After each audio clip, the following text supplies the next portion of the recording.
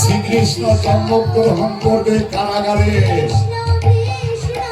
তাই সমস্ত দেবতারা এসেছিলেন সেই কারাগারে। প্রথম আসলেন প্রজাপতি ব্রহ্মা ও মহেশ্বর।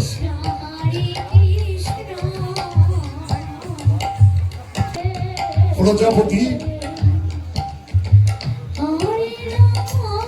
ওই যে দেখুন বসুদেব দেবকী মা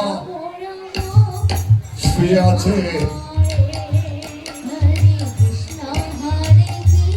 আর দেবকী মায়ের রূপের জ্যোতিতে অন্ধকার কারাগার আলোময় হয়ে আছে। ব্রহ্মা বললেন একথা সত্য, কেননা যে মায়ের গর্ভে পূর্ণ 10 মাস 10 দিন পূর্ণ ভগবান আছেন, সে মায়ের রূপে অন্ধকার কারাগার আলোময় হয়ে থাকে। তখন দেবতারা সমস্ত কথা বলেছিলেন, বসুদেব কিছুই শুনলেন না, ঘুমিয়েছিলেন। দেবকী মা জেগেই ছিলেন। দেবকী মা সমস্ত কথা শুনলেন। এই পুত্র প্রসব হওয়ার পরে কোথায় নিয়ে যেতে হবে, কিভাবে নিয়ে যেতে হবে, যমুনা পার করতে হবে, যশোদা মায়ের গৃহে রেখে আসতে হবে। প্রবল তুমি এই কারাগার থেকে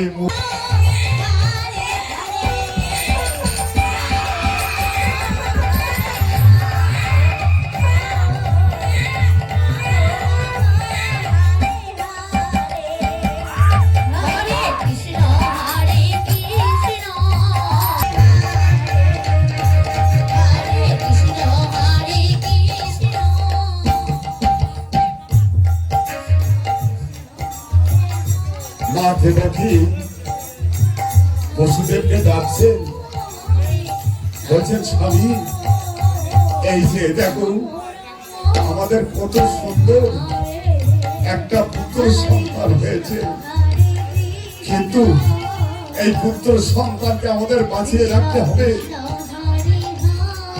ওই পাষাণ্ডর হাতে এই পুত্র সন্তান আমরা তুলে দেব না স্বামী। বসুদেব চিন্তা করতে লাগলেন, ধার্মিক ছিলেন, ধর্মের দিকে চেয়ে চিন্তা ভাবনা করতে লাগলেন। আমি কথা দিয়েছি যে পুত্র সন্তান হবে আমি তুলে দেব ওই বংশরাজের হাতে। তখন দেবকী মা বলছে, বিনা দোষে বিনা অপরাধে আজ আমাদের বেত্রাঘাত সহ্য করতে হচ্ছে, এই কারা যন্ত্রণা ভোগ করতে হচ্ছে। স্বামী ওই যে দেখো 7টি লোহার গেট সবই খোলা আছে, একদম বিলম্ব করো না স্বামী, একে নিয়ে যাও।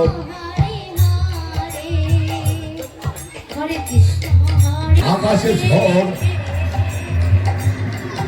বৃষ্টিপাত,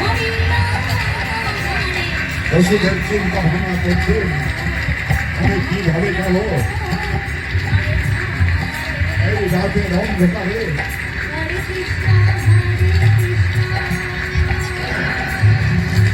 বজ্রপাত হচ্ছে,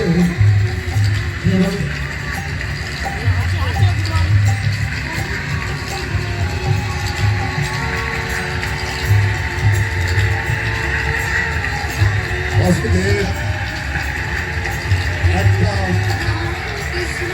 ছুরির উপরে শিশু সন্তানকে নিয়ে রাতের অন্ধকারে ঝড় জল অবস্থায় চললেন।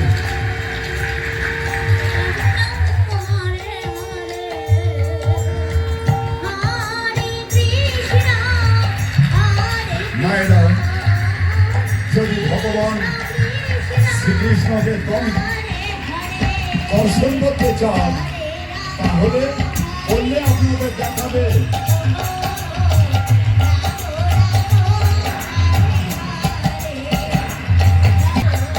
বাসুদেব ধীরে ধীরে চললেন রাতের অন্ধকারে। ঈশ্বরের মতো পুত্র সন্তানকে নিয়ে চলে যাচ্ছেন